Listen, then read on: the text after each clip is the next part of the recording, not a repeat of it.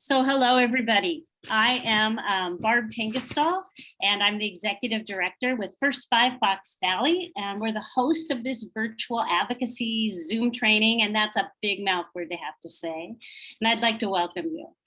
We are a collaborator with Raising Wisconsin. That's the newly branded Wisconsin Infant Toddler Project, and it's a part of WICA that works throughout the state on early childhood issues. And specifically around prenatal to 3 issues. A few notes about Zoom. Because this is not a webinar format, we will have a speaker present. We'll be breaking into small rooms for specific chats, and then we'll come back to discuss how messaging impacts policymakers. All participants should self-mute and then be able to unmute yourself in the chat. You can add a comment in the chat section or a question, and we'll figure out when to offer those up. And we'll have time at the end to respond to those questions and thoughts that you might like to share.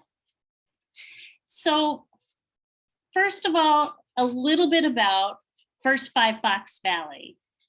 First 5 Fox Valley is a nonprofit backbone organization that has a mission to cultivate communities that empower and support every family to build a solid foundation for children in their first 5 years. And we work collectively and collaboratively with our community partners and early childhood programs to make sure young children get what it takes to thrive and support their readiness for school. So some of the projects you can see that we're involved with, if you've heard of Help Me Grow, we're the Wisconsin state affiliate for the National Center of Help Me Grow. We run Welcome Baby, which does first-time visits with new parents in hospitals.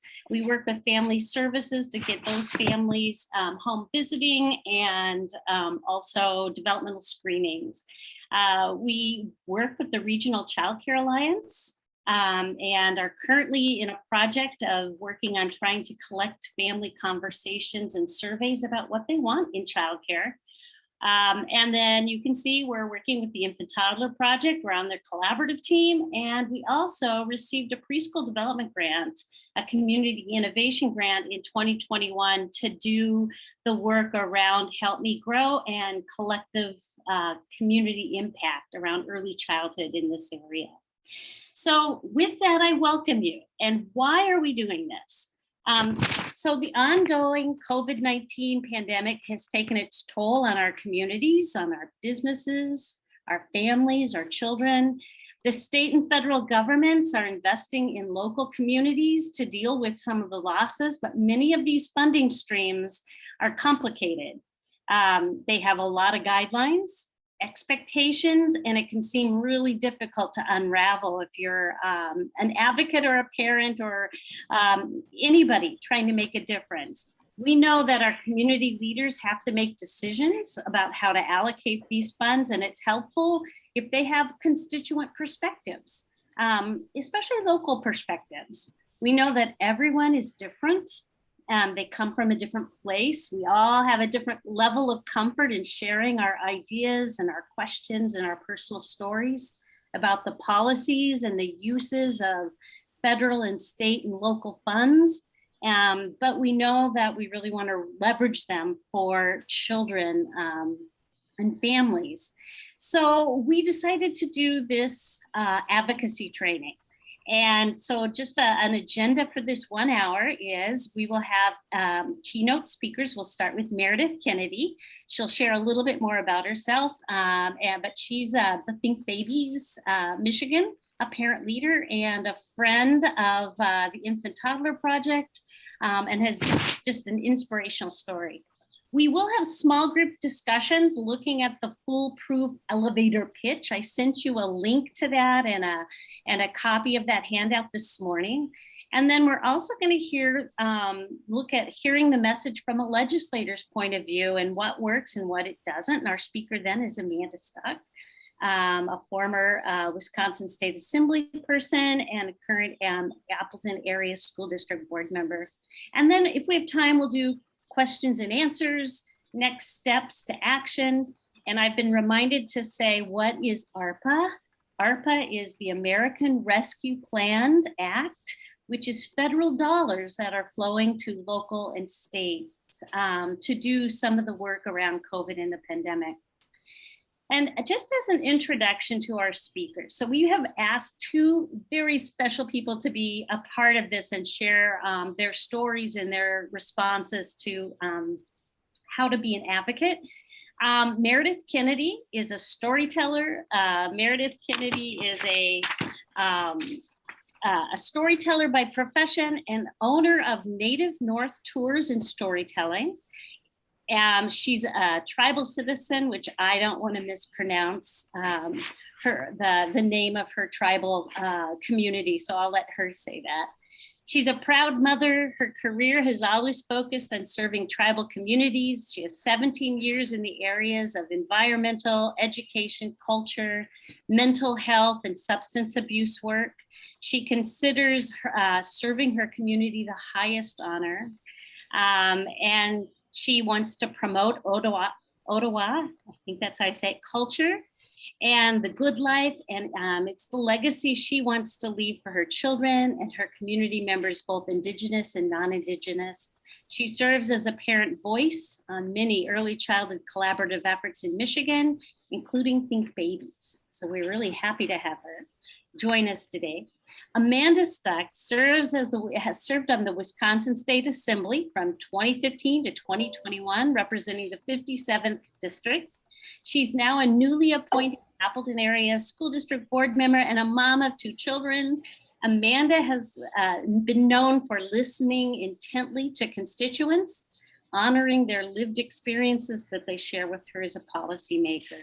And some of those can be very polarizing in nature, how she has to listen and make decisions. So with that, I am now going to turn over our presentation to Meredith. All right. Well, miigwech for that, Barb. I appreciate that. Thank you. So I'm going to get right into it because I know I have a little bit of time here. And I'm going to let you know kind of what we're doing in Michigan and kind of who I am. So I've always been taught, because I am a Waganexing Odawak, to always introduce myself in our language. So that way my ancestors know that I'm moving forward in a good way. So Ani Boju, Waganexing Odawak, Anishna Bikwe, Baba Oganishnanawa, Adishnakash, Migizian Doram, Alantanin Donjaba. So what did I just say? Essentially, I just let y'all know I'm an Indian lady from right here in Michigan. Yes, in Michigan, we do this, and we show y'all where we're from right up here. I'm a mother, I'm a daughter, I'm a sister, and more importantly, I'm an auntie because I've now reached that status in my community. Waganaxing is how I identify. I always let people know I don't look like the St. Pauli, or I look more like the St. Pauli girl than I do the lady on the butter. And that's also what I do is bust stereotypes every day, including the stereotypes of parents who are in the 0 to 5 spaces, who might be at a different socioeconomic status than the policymakers who are making the policy.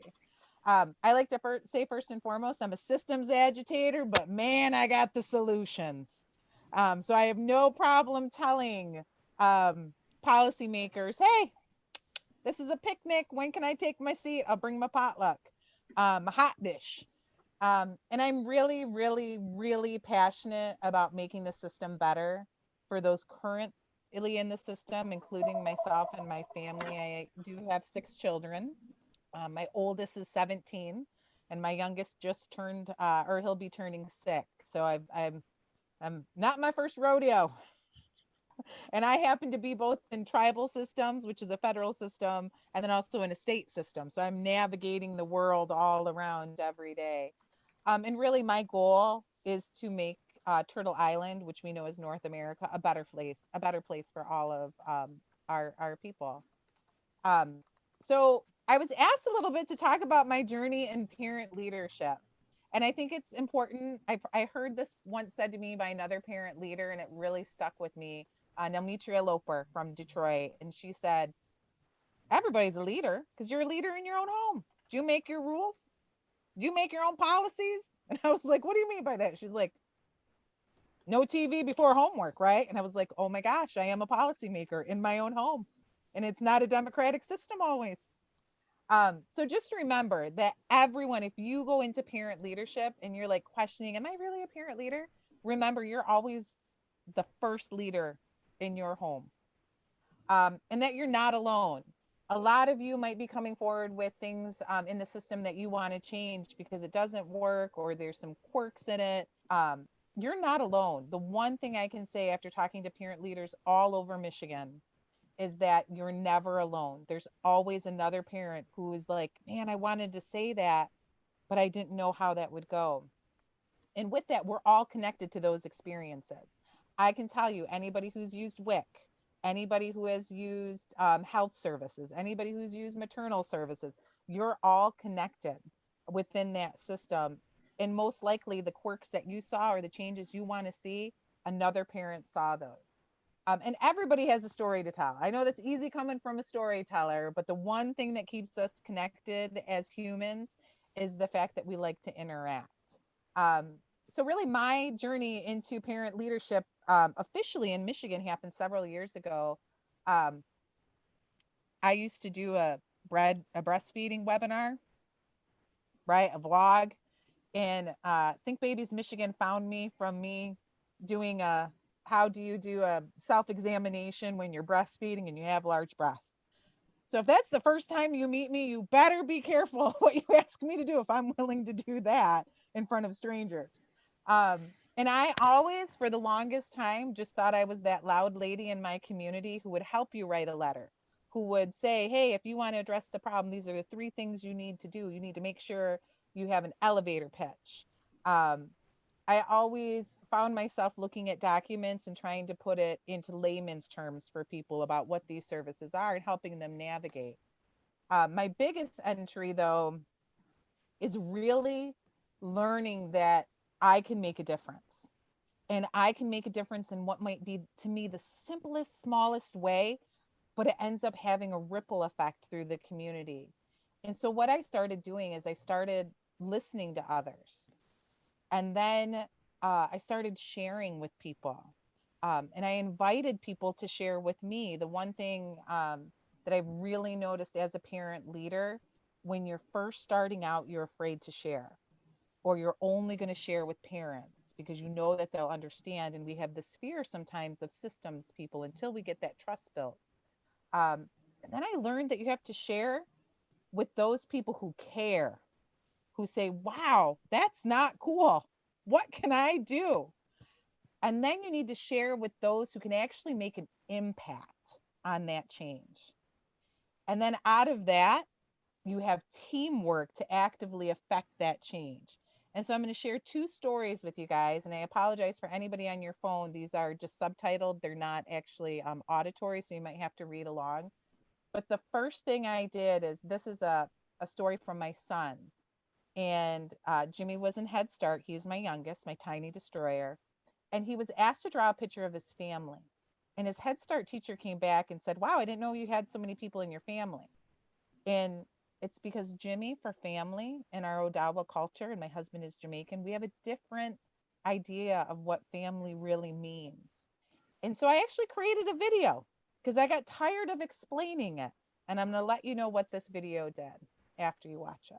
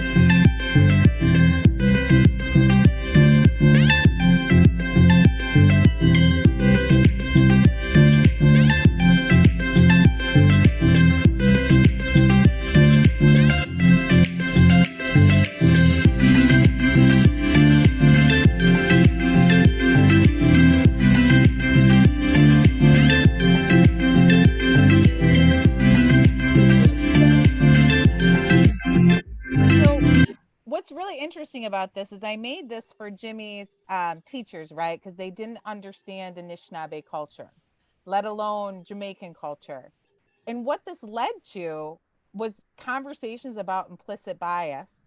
And I ended up being on a, um, a committee here in Michigan to establish the implicit bias work group from the directive that came out from our governor last year. So the rules around what needs to be involved in training for 0 to 3 came partially because of that video, because people didn't understand in my community that when you say auntie, it's any female that is in your community. It's not actually a bloodline. Um, it led to me being part of the Michigan Health Equity Collaborative, understanding about kinship care. I've done webinars for the Michigan Breastfeeding Network and numerous professional development just around people not understanding Anishinaabe culture. And that is a presentation that I give consistently. And I know we don't have a lot of time, and I'm going to throw the web link in here because I want to be respectful of our time. But this is, I was talking to parents around Michigan, and one of our parents, Kara, I kept hearing about WIC. And so this is a video. I'll make sure it's in the link. It's about how WIC was really not working with her pediatrician and threatened CPS. And I had heard this several times.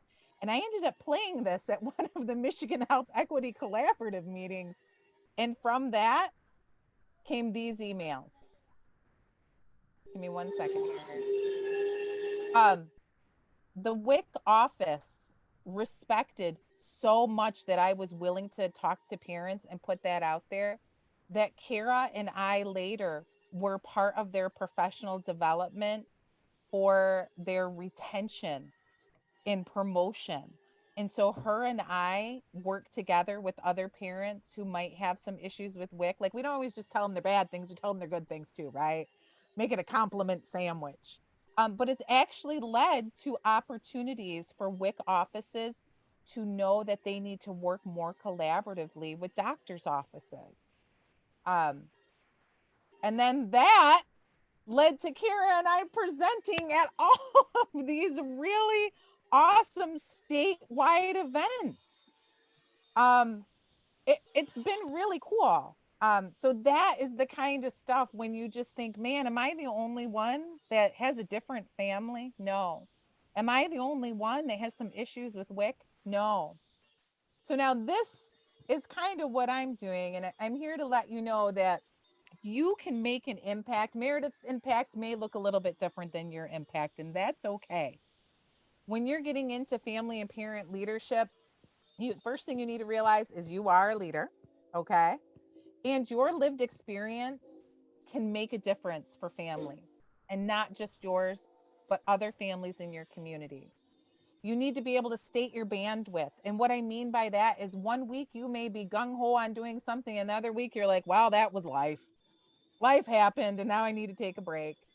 And you can create the direction for your change, either being a thought partner or creating things for your toolbox. And what I mean by that is even understanding that you can develop a change.org petition and do everything behind the scenes.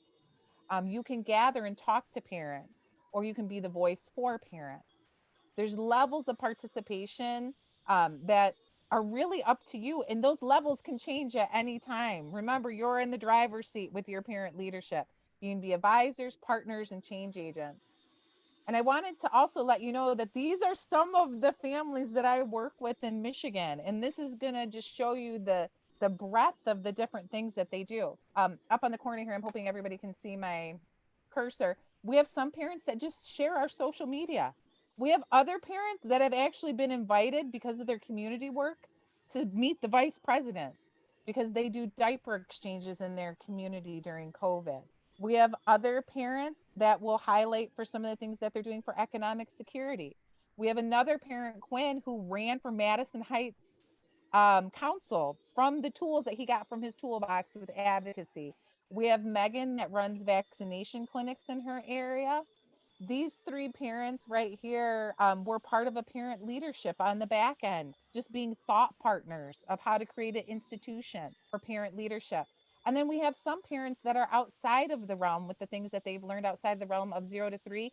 This is Stacy and her husband, and they do some of our boarding school healing in our community. And these are all parents doing things at the levels that they can do. So the one thing I want you all to take away today, because I know we're going to be getting to breakout rooms, is never forget your worth, okay? Your sharing will create change. Like, watch.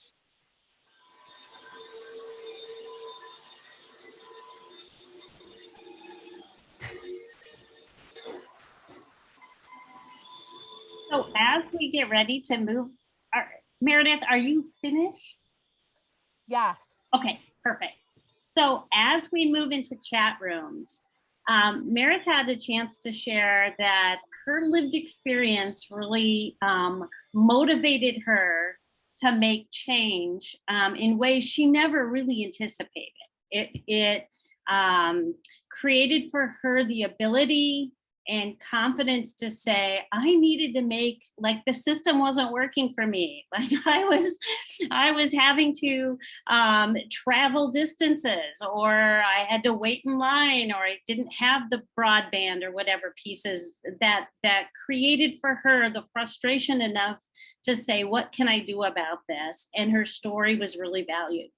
And so those are the types of things that can really make a difference if you're a parent. So she has put together for us this idea of how do you do your elevator pitch. You know, oftentimes, and we'll hear from Amanda, you get maybe a minute walking down the hall, or maybe you get a podium that's measured for 2 minutes as you are presenting before the Common Council or your school board. Or maybe it's just somebody that you happen to see in the grocery store that you know represents you in a state legislative room. So how do you do it? How do you come together? So she talks about what she calls the KISS. Keep it short and simple.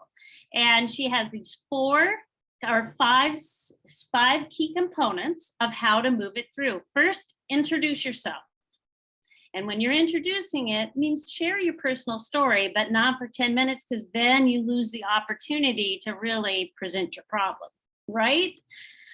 So you have, how do you introduce yourself? And she's given you the kind of 3 ways in which you might think about that. First of all, who am I? Introduce yourself, share your personal story, and then how you have had to solve or create a solution to a problem, and then how they can help. The next piece she says is introduce yourself with a question, ask a question. How has this affected you or your family? Talk about that, ask them, and then explain what you would like to have happen. That's kind of the present your solution and share your value proposition. And then there's always the one-liner. Did you know, have you thought about, we have experienced this. Did you know that? It's the grabber, right? The introduce and then share your solution and how it affected you. And then she says, drop your hook. This is your ask. So those are kind of some components. So we're going to break into small groups. I've placed you in either based on your registration in a parent group, a grandparent group, an advocacy group, a community outreach group. And then we have the diverse others that I've there, and there'll be a leader. And they want you to think through and just have a discussion about how effective are these types of work. What might be your story? The facilitators have complete free range to go about this. Okay, so get ready for your breakout room. It'll just be 10 minutes and then we'll come back and hear from Amanda.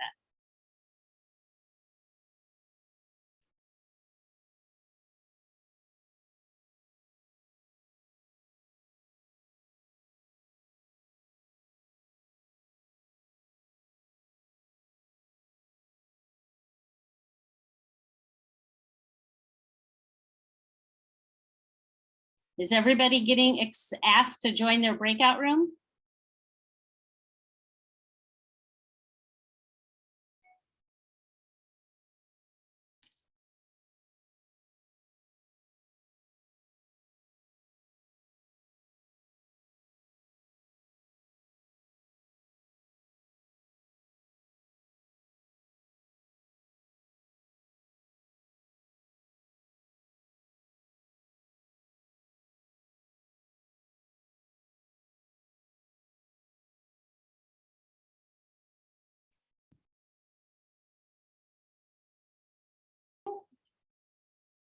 And you can take it away. Well, I could make this presentation really easy and just say everything Meredith said is correct. Really, she said it so well and covered so much that really I can just echo so much of what she said. So I will say my personal story was that I was a single mom who was on government assistance, and just going through that process and seeing how the choices policymakers make really impact people every day is what prompted me to get into politics. So I think there's very much a common theme. And that's really what politics is about at the end of the day to me, is about solving these problems we face as a community and as people together. With that being said, I want you all to really think about taking Meredith's energy into talking to your legislators. One of my biggest pet peeves are people who say, well, I'm afraid to talk to my legislator, or they're too busy, or it won't make a difference. Truly, your legislators work for you. You pay their salaries. Their job is to represent you and to listen to you. So you should never feel afraid, or you should never feel like you're bothering a legislator. It is their job, and they owe you their time and attention to listen to you as their constituent. So honestly, please bring that energy. Think about it that way whenever you're talking to a legislator or have issues or concerns in your community. So as a legislator, I will say people don't understand the power that they have and the impact that they can have. Your legislator's number one job is to get reelected. And in order to do that, they have to get your vote. And so that is why they do want to listen to you and why they do care about what you have to say. And so it is important that you are reaching out to your legislator and they really do pay attention. I will tell you, even colleagues on the opposite side of the political aisle than I know would keep track and actually have graphs of the calls they were getting on different issues to be able to see where people were leaning in their districts. So legislators really do pay attention. Not every office is responsive necessarily and responding to every call or letter that comes in, but I will tell you, they still pay attention. They still have a gauge on what's coming in and what they're hearing in the community. So just so you know, it really can make a difference. I will share an example just from my personal experience being in the legislature. When I was in the legislature, there was a bill that was coming through around sheltered workshops. I didn't really know anything about sheltered workshops. I did not have a family member with a disability. It was nothing I knew personally about. I only knew some of the talking points that we heard from people on the side of the aisle that wanted to get rid of sheltered workshops. And what changed my opinion on the bill, or at least caused me to pause and to think deeper about the issue, were the families that came directly to me and said, this will be the impact on my family member if this goes away. This is what this means to my family member directly. So those personal stories really can make a difference. And now I actually work for an organization that does that kind of work. And so really it was those families coming in and educating me on their personal experience that meant more to me than anything, and was able to change my mind, or at least give me the ability to see that there might be more than one perspective on an issue. So it really can make a difference. I speak from that experience as a legislator. So don't doubt that it really can make a difference. I will tell you, as a legislator, I often would hold office hours where I was open to the public and nobody would come and talk to me. I'd sit there for an hour by myself. So I really encourage people to take advantage of those opportunities and go talk to your legislator. I would also say, I often hear people get angry or annoyed if they have to talk to a staff person of a legislator. And I would say, please do not doubt the power of staff. So I know Suzanne is on this call as well. We are both former staffers for federal representatives. Staff have an incredible amount of power. I will tell you, I never took a vote without. He was my right-hand guy. He often knew more about issues than I did, and I trusted him completely to give me input and data about bills, because as a legislator, you sometimes don't have time to look at that all yourself and make those decisions all by yourself, because you have so many bills in a day on so many different topics that you really count on your staff people to help you walk through some of those. So honestly, if you are talking to a staff person, it's just as good, sometimes even better, than talking to the elected official directly. So don't ever think that you're being shortchanged or the message isn't getting through if you are talking to a staff person. I think those were the main things I wanted to mention. One thing quickly too, I would say people would often ask me, is it better to call or email, or what is the best way? What does a legislator actually pay attention to? And I would always say all of those. Those are all counted equally. In my office, we responded to all of those equally. So there really is no better way. I would say the one thing that is maybe least effective are to sign on to petitions. Just because we know sometimes people sign on not really knowing what it is, we would respond to those and people would call us and say, why did I get this letter in response? I didn't sign on to that. So we know those are things that people aren't necessarily as invested in as when they take the time to call or email or write a letter. We still would count those in there. I would say it's maybe better than nothing, but if you really want to be effective, it's better to do that direct call, email, or letter. So Amanda, I know you are now on the school board, and school boards have had to handle a lot of dissenting opinions about when to shut down, when to mask, what are some of your criteria for why you're making your decisions. What have been some of the ways you feel have been where it's more productive? Like, what are some of the pieces or ways in which people are thinking they're giving their message across that have been unproductive versus productive?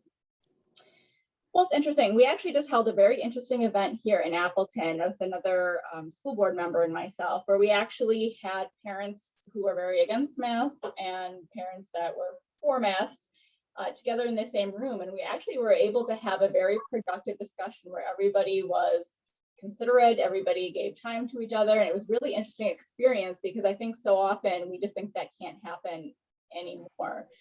And so what I would say is really important is just that ability to reach out to your representative as a human and be respectful, even if you don't necessarily agree with them. You asked about some of the off-putting things. I shared my own experience about being a single mother. And I know sometimes people would come in and say, well, you don't know, you're just a politician. You don't know what it's like to be a real person or to experience things. And that always kind of put me off right away, because I certainly do. So I think, personal attacks, making assumptions about the legislator, I think it's really important to always be respectful. I think it's important to do your homework. I will say sometimes it would be hard to talk to a group that clearly didn't know what they were talking about. They didn't know the piece of legislation, or they didn't know anything about me or committees I was on. So I think doing your homework is also really important to make that connection about a bill that maybe on the committee a legislator is going through, or is something relevant, bringing in information or things are just another example. People would bring in federal legislation to a state legislator. I can't vote on federal legislation at the state level. So just doing your homework and really making sure you're knowing what you're talking about is important as well. Great. I want to open it up to anybody on the call, on the Zoom meeting, that would like to ask some questions to Amanda or Meredith that are here. I have a question. Okay, so you were saying about doing your homework or your research about that stuff for like bills, and there is like a lot of I don't want to say misinformation, but there's like, I don't know a lot about politics, but there's the left and the right, and they're gonna have their own, I don't want to say like agenda, but they're gonna have their own opinions based on the way that they are. So because of people like me that don't really know where they stand, when I want to look up for that kind of stuff, how would I really go about that really without kind of leaning more towards one or the other, even though I'm like kind of both, but also neither? Because I don't really have like a lot of political intelligence, I guess. I just really don't like getting into it because, as you said, there's a lot of personal attacks. I love debating and I'm really good at it. I should have been on the debate team, but that's just something that should never be brought up. And I'm sorry that's ever happened to you, by the way. So, how do you educate people who just don't get it like me? Like, how do you get that information out for people that want to look it up, but they don't know how? Well, so there's a couple things. So at the state level, the state legislature webpage is actually a wealth of information. So if you go to that webpage, you can read the bills that are coming through. You can see what action has been taken on them. You can actually even see which groups have registered or lobbied in support or against the bill. And now, because there is so much, sometimes you have to kind of work through to figure out how to see all of that and how to find all of that. But there is a ton of information on there if you take the time to go through that website. Now, I will say bills are written in legal language, so sometimes they're hard to read because it will say, strike out section A42 from this statute. So you have to actually go into that statute to read what it's taking out or adding or changing. So it's a little confusing. There are summaries on each bill that are supposed to help explain. Again, they might not fully explain everything or help you understand exactly what it means. I think it's a good starting point just in terms of that's just the truth. That's what the bill says. That's what it is. And then from there, you can, again, do some homework from there to figure out what does that mean? What is the impact then of that bill? I would also just add, Lauren, that there are some really great organizations that do advocacy that are nonpartisan.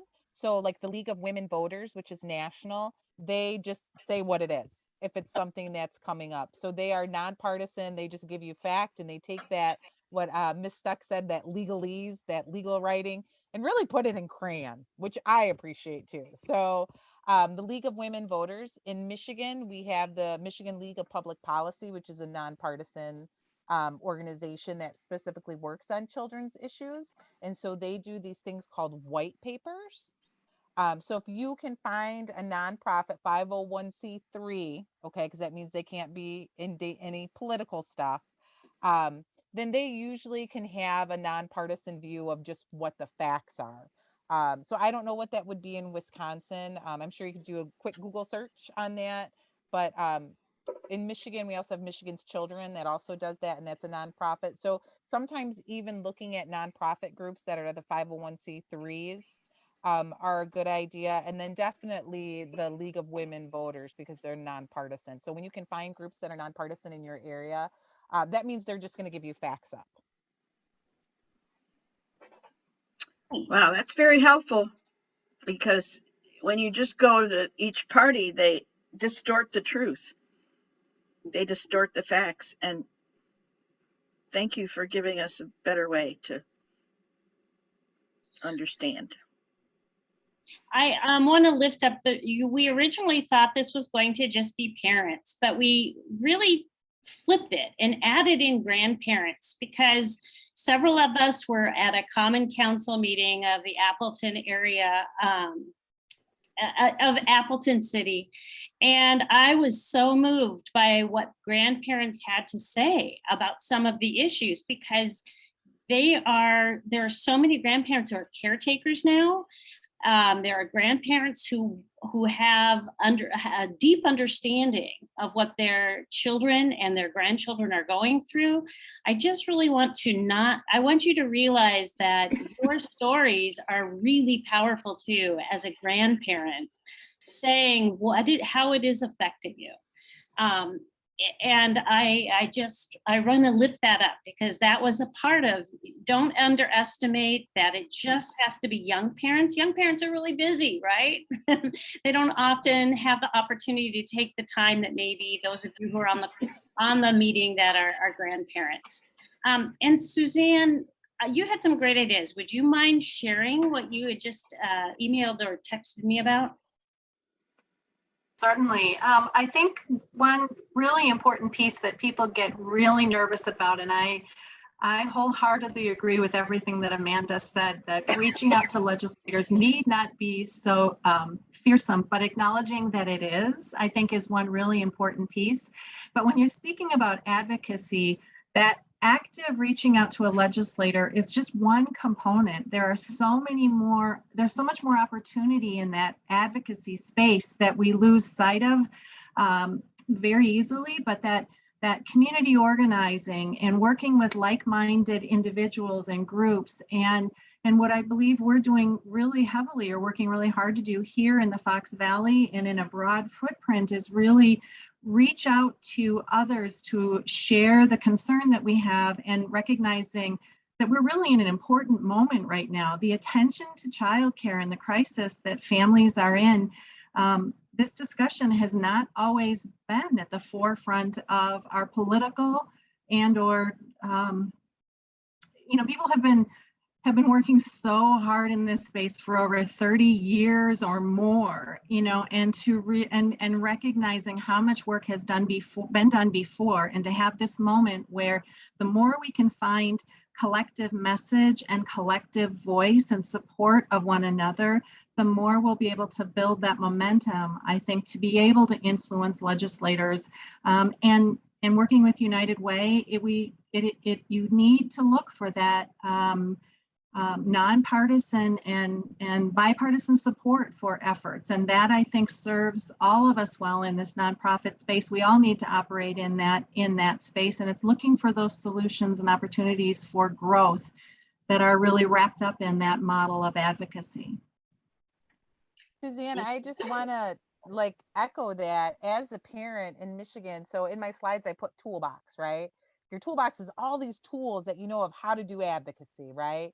One of the great ways to build off of what you're saying is even understanding who the key players are.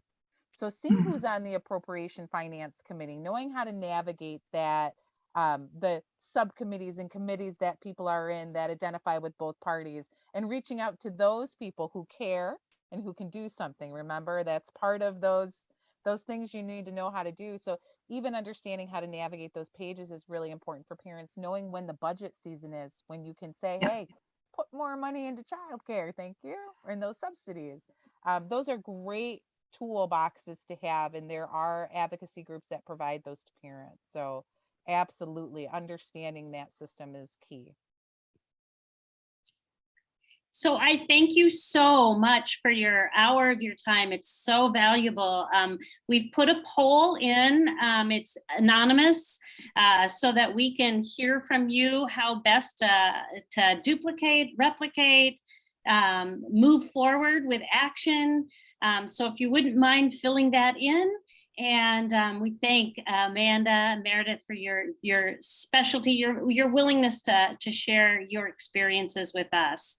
And with that, everybody, have an amazing day. And if you do want to know where you can get some information, here you go. First5foxvalley.org is an organization that does try to give you the best information, scientifically based, about early childhood that we can. So enjoy the rest of your day and fill out the poll, and we'll be doing a follow-up email. Thank you. Thank you. Thanks, Barb.